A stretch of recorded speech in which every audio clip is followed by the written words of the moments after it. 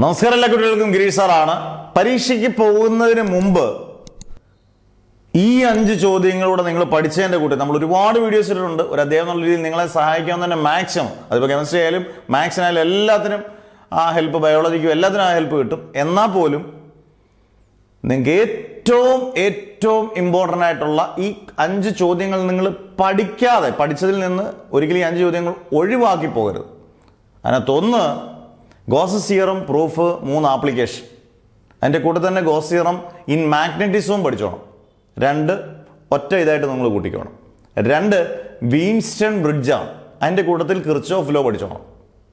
3 parallel plate കപ്പാസിറ്ററും capacitors in series and പാരലും. 2 series and പാരലും. Parallel plate expression for capacitance of a parallel plate capacitor. 3 question. 4 എ സിക്കകത്ത് തന്നെ ട്രാൻസ്ഫോമറിൻ്റെ ലോസസ് ഓഫ് എ ട്രാൻസ്ഫോമർ, അതുമായിട്ട് ബന്ധപ്പെട്ട ഒരു ക്വസ്റ്റ്യൻ.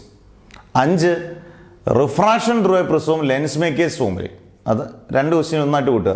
ഈ 5 ക്വസ്റ്റ്യൻ നിങ്ങൾ പഠിക്കാതെ പോകരുത്. ഉറപ്പായിട്ട് ഈ പറഞ്ഞ എല്ലാ വീഡിയോസും കാണുക. എല്ലാം 1 മിനിറ്റും 2 മിനിറ്റുള്ള ഷോർട്ട് വീഡിയോസാണ്. കാരണം നിങ്ങൾക്ക് സമയമില്ല.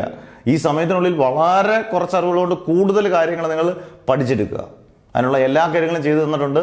അന്നേരം ബെസ്റ്റ് വിഷസ്, നല്ല മാർക്ക് കിട്ടട്ടെ, അടിപൊളിയാട്ടെ. ഇനിയും നമുക്ക് ചെയ്യാൻ പറ്റുന്ന ഏതെങ്കിലും വീഡിയോസ് ഉണ്ടെങ്കിൽ നിങ്ങളും ഈ പറഞ്ഞ കമൻറ്റ് ബോക്സിൽ കൃത്യമായിട്ട് പറയുക. കൃത്യമായിട്ട് വീഡിയോസ് ചെയ്യും.